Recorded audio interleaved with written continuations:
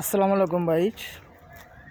আমরা বর্তমান সাভার নবীনগর স্মৃতিসৌধে আইছি। জায়গাটা অনেক সুন্দর। যেনারা এখানে ঘুরতে আসবেন অনেক মজা পাবেন। আমরা অনেক আর কি মজা পাইতেছি।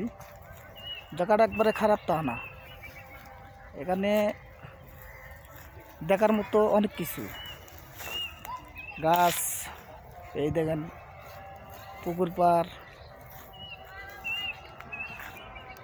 আর কি অনেক কিছু দেখার মতো আর কি।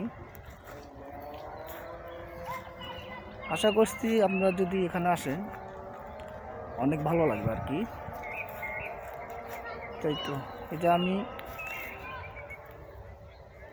আমার ওই পাইছি ঘুরতে। এখন তুমি কিছু বলো, ধরো। আসলে এই জায়গাটা অনেক সুন্দর।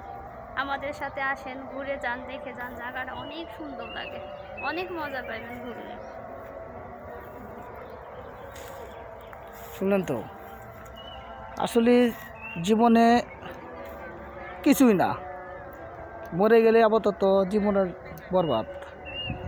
আপনি জীবনে যা করবেন, যা খাইবেন, যা ঘুরবেন, আপনাকেও সাথে এড়ি যাবে,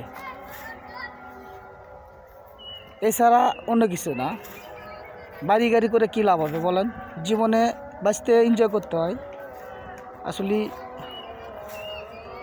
তেমন কিছু বলা আমার ঠিক হবে না, তারপর আমি বলতেছি যে আসলে জীবনে বাঁচতে হলে জীবনকে শান্তি দেওয়া সবচেয়ে বড় জিনিস। আর বাস্তবতা এটাই, জীবন মানুষের এটাই।